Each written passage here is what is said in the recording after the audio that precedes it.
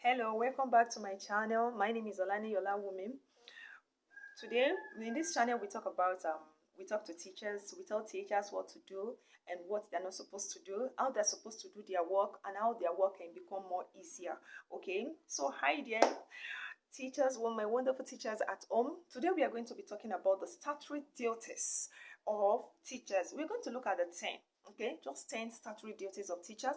As a teacher, what are those things that you're supposed to be doing? Maybe you've been doing them, or you've not been doing them, or okay, I just wanted to know. Okay, I wanted to know more about your career. I mean, your line, what you're supposed to do that you have not been doing, or you've been doing, or you are not doing everything. Okay, so let's just look at 10 for today. So when we're talking about these statutory duties of a teacher, those things that teachers are supposed to do, okay?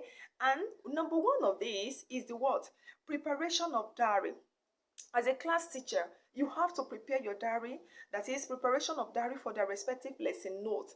That is lesson notes that is from first term to third term.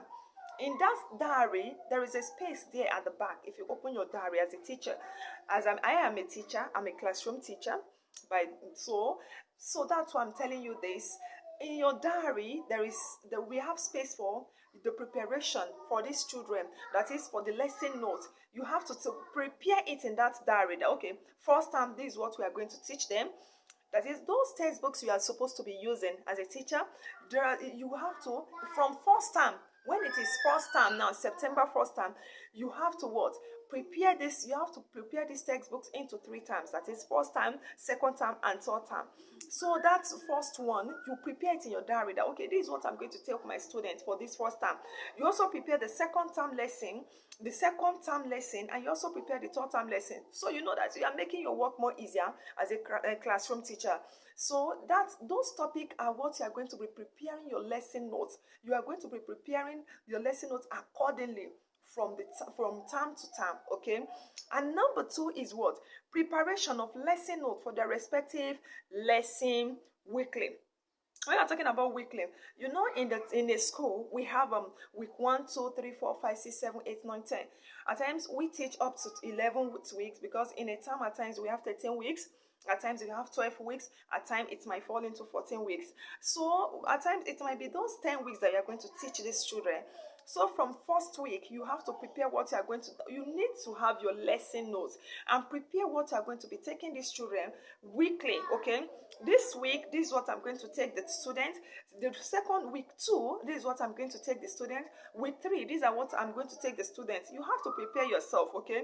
So you will make your work more easier. By the time you prepare yourself, you'll be more, you work at ease, okay?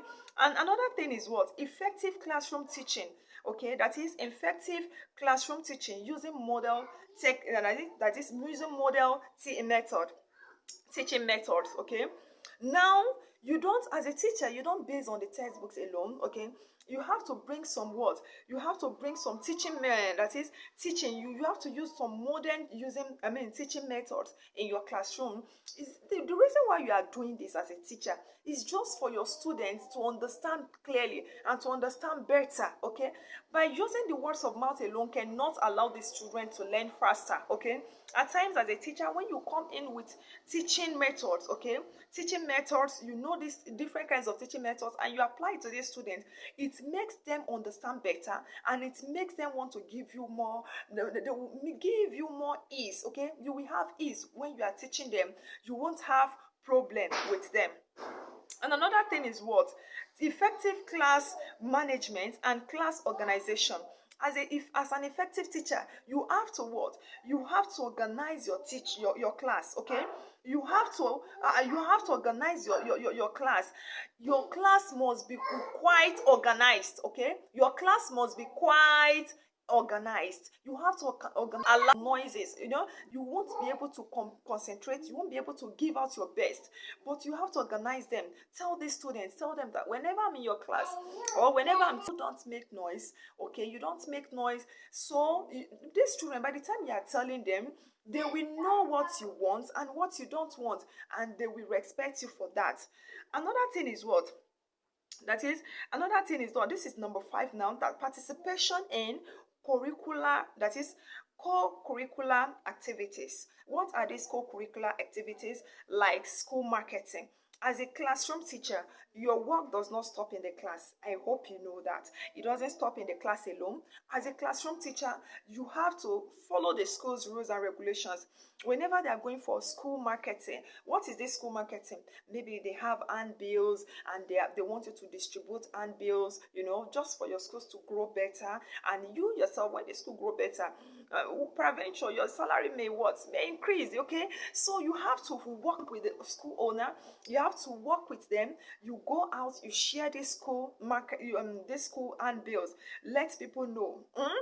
Another thing is what? Clubs. Okay, in schools we have different kinds of clubs. Okay, the students are supposed to organize some clubs, some things that will keep them busy.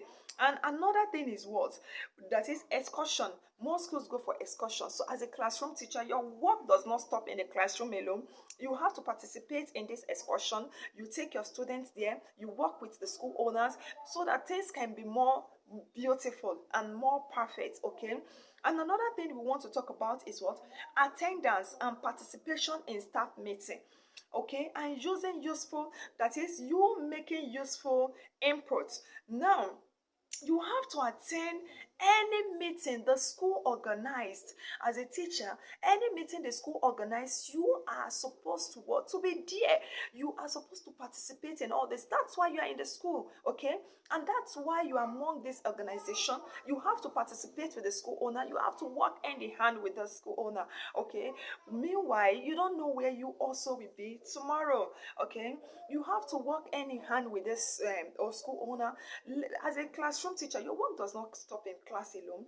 You have to, these are your duties. They are part of your duties.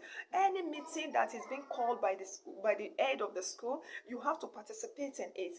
And when you participate in this meeting, make sure that you are making you are making useful inputs. Okay, make useful inputs. You are not just there alone. If there are participating in it, and when you participate in this meeting, make sure that you are making you are making useful inputs. Okay, make useful inputs. You are not just there alone. If there is anything you see that is not working well in the school, you can say something. Okay, you can say something. When you see something, you can say something, and you let the school, that is management, to know what is going on.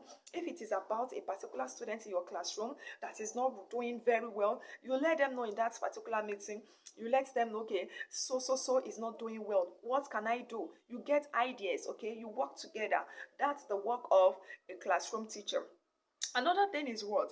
Developing the student in terms of morals, ethics, and dressing. You as a teacher, you are in the position to develop your students in terms of moral.